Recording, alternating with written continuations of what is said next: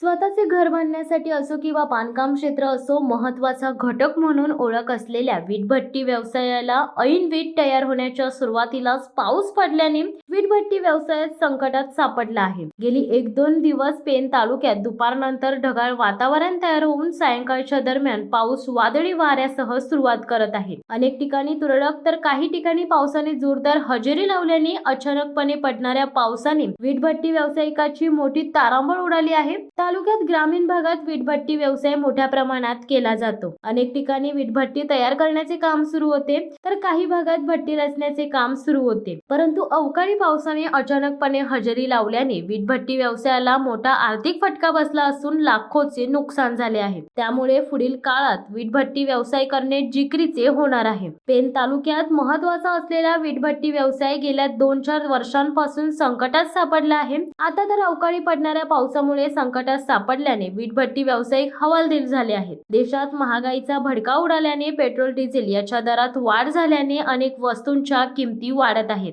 तूस गेल्या वर्षी 5 टनाचे 20 ते 22 हजार होते, आता 35 ते 40 हजार पर्यंत वाढला आहे। तसेच 1 टन कोळसा 8 ते 9 हजार होते, आताचे दर 12 ते 13 हजार आहे। माती, मजूर व प्रत्येक मटेरियलचे पैसे वाढल्याने यापुढे वीटभट्टी व्यवसाय करायचा की नाही असा प्रश्न वीटभट्टी व्यावसायिकांपुढे निर्माण झाला आहे। तालुक्यात लहान मोठे व्यावसायिक शेतकरी शेतातील मातीचा उपयोग करून वीटभट्टी व्यवसाय करतात। बांधकाम क्षेत्रासाठी आवश्यक असणाऱ्या बहुतांश विटांचा पुरवठा तालुक्यातूनच होतो। काही लाखात गुंतवणूक असलेला हा व्यवसाय वीटभट्टी व्यावसायिक व कामगारांना चांगला आर्थिक लाभ मिळवून देतो। प्रतिवर्षी ऑक्टोबर पासून सुरू होणाऱ्या थंडीच्या हंगामापासून अनेक ठिकाणी वीट व्यावसायिक आदिवासी कामगारांच्या मदतीने विटा पाडायला सुरुवात करतात। एप्रिल-मे महिन्यात उष्णतेची तीव्रता जास्त असल्याने नोव्हेंबर पासूनच सुरुवात करतात। मात्र यावर्षी उशिरा सुरुवात झाल्याने वीटभट्टी व्यावसायिकांना पावसाचा फटका बसला आहे। तालुक्यातील बहुतांशी वीट व्यावसायिक आदल्या वर्षीच पुढील वर्षाची तयारी करतात, माती देखील जमा करून ठेवतात। या सर्व तयारीत काही लाखांची रक्कम त्यांना गुंतवावी लागते। उन्हाळा वाढल्यानंतर या व्यवसायावर परिणाम होतो, त्यामुळे अनेक व्यावसायिक मार्च पूर्वी जास्तीत जास्त वीट तयार करून त्या भट्टीत टाकून पक्की तयार करतात। यावर्षी मात्र उशिरा सुरुवात केल्याने अनेक भागात वीटभट्टी करण्याचे काम सुरू होते,